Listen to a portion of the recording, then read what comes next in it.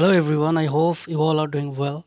Today we are going to learn 10 powerful English sentences which we can use in our daily life conversations.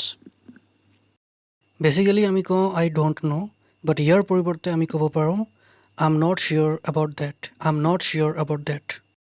What নকৈ আমি ক'ব পাৰোঁ Could you please repeat that? Could you please repeat that? Wait. ইয়াৰ পৰিৱৰ্তে আমি ক'ব পাৰোঁ Just a moment please. Just a moment please. I want water. ইয়াৰ পৰিৱৰ্তে ক'ব পাৰোঁ I would like some water. I would like some water. Tell me. ইয়াৰ পৰিৱৰ্তে ক'ব পাৰোঁ Could you explain it to me? Could you explain it to me? I think. এইটো নকৈ ক'ব পাৰি In my opinion. In my opinion. No problem. ইয়াৰ পৰিৱৰ্তে ক'ব পাৰি You are welcome. You are welcome. Good. No. Excellent. Excellent. Very bad. Terrible. Terrible. Sorry. I apologize. I apologize. Do practice. The more you practice, the more you will be fluent in this language.